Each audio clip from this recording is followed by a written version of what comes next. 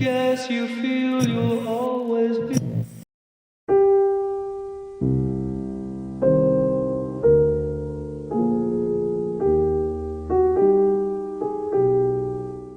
To cut to the chase, The Last of Us Part 1 is a game that I believe wholeheartedly you should not buy, and it goes much deeper than it feels a bit needless. There was two core reasons why, and we'll get to them, but beforehand, let's briefly set the stage. Although I'm going to wince a little when I say it, Naughty Dog as a company is the gold standard for a first-party AAA developer. On practically every Sony console to date, they have produced titles that can be considered state-of-the-art for the time, in one way or another. With criticisms of certain games aside, the production quality in each new title could never be called into question. No more is this evident than in The Last of Us Part 2, their most recent title.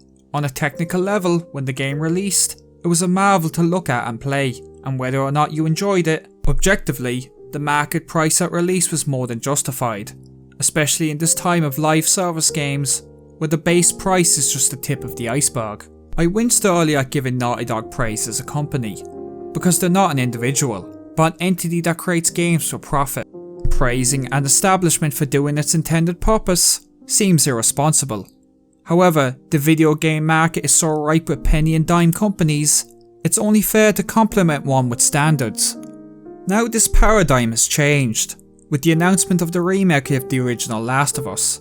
I can honestly say that in one foul swoop, Naughty Dog has destroyed their reputation as a company with me personally, and more than likely has caused ripples in the video game market for years to come, all by planting this one seed. How could one remake cause so much damage?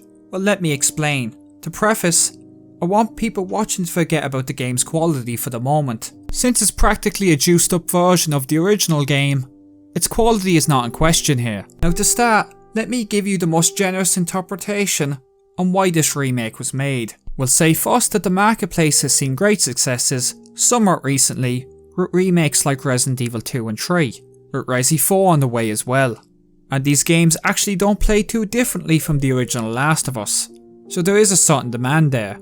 Then we can look at the reception to Part 2. To paraphrase, with exception to its gameplay, Part 2 was considered by many in the fanbase to be a fall from grace from Naughty Dog. A very depressing game with a mean-spirited attitude that undermined the characters, political messages in a story that didn't seem to require them, all for a fairly benign message in the end. Now, while I wouldn't agree with this, I made an almost 2-hour video saying so, that's besides the point.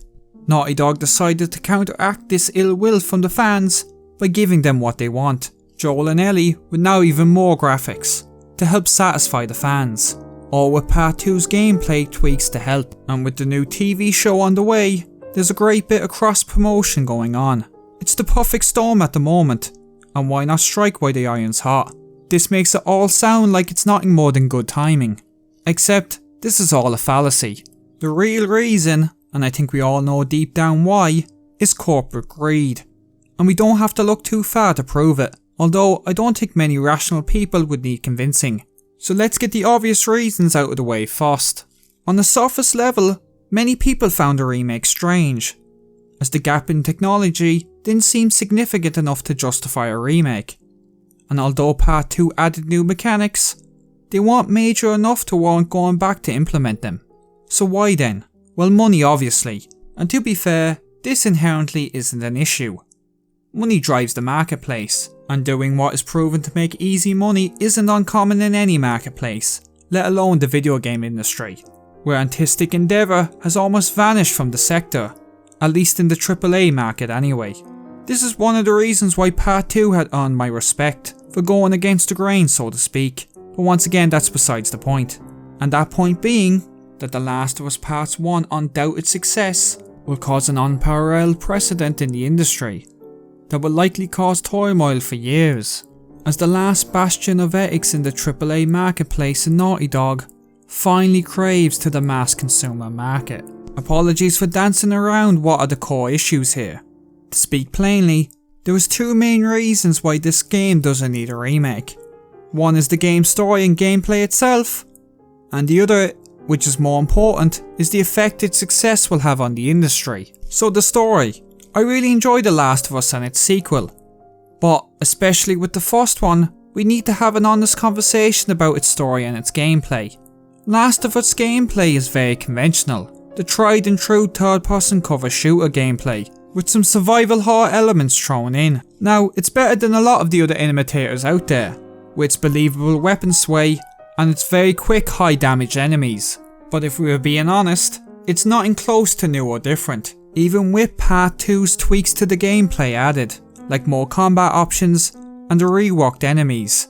But let's face it, the variety just isn't there to justify a full price tag at least. This wouldn't be too bad if the setting and story made up for it. But the story by that same token, although well told, is a very mediocre by the numbers experience. Every worn out zombie trope is present in that first game's story, and it feels like you're playing a zombie movie's greatest hits as you progress.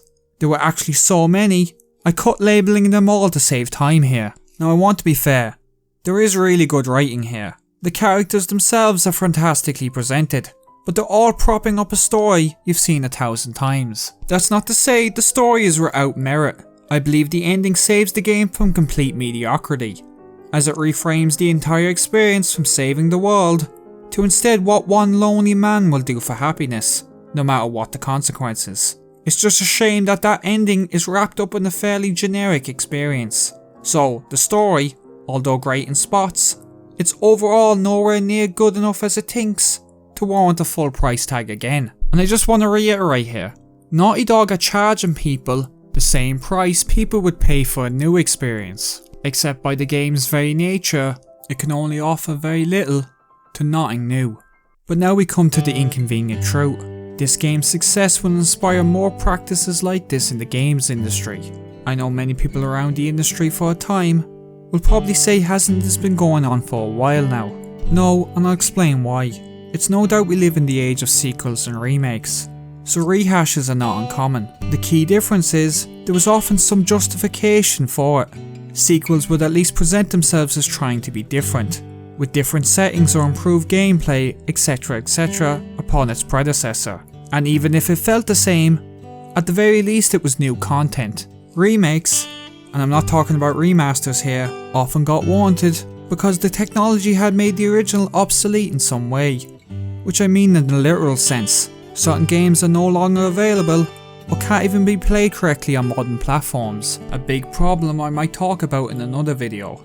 Anyway, some companies made one-to-one remakes, while others reimagined the game with new technology. Part 1 sets a precedent that this Hell 2 paradigm is no longer needed. Companies can now provide the consumer with factually the same game at the same price. Now, make no mistake, reskins and graphical upgrade versions have always been resold. However, there has always been a consumer acknowledgement of this, often by its price tag, or they would bundle multiple games together, or the game was reimagined from the ground up. This was outright necessary, otherwise the game would most certainly flop, as the market wouldn't stand for it. With The Last of Us Part 1, no such acknowledgement has been made, and this is scary. Why? Well, let's explore this soon to be broken paradigm by talking about loot boxes briefly. People online will happily complain about loot boxes, pay to win, etc, you name it. Yet despite this, these practices continue to thrive to this day. Live service is the name of the game, and companies follow the money. Although people complain, as they should, the money, the thing that truly counts, continues to be gained from these practices. So, suffice it to say, the market has spoken, so now it impacts nearly all of modern gaming. So what seems like a benign remake on its face, its success will create a marketplace where modern games are repackaged and sold again at full price. And Naughty Dog will be praised for it. Not to sound too hyperbolic here, but the future of the industry could hang in the balance. Sometimes I think it's better to let an old dog be put down, so I won't be buying the game, and highly encourage everyone else to do the same. This has been Jamie on The Last of Us Part 1, and if you've made it this far into the video, I want to thank you for watching.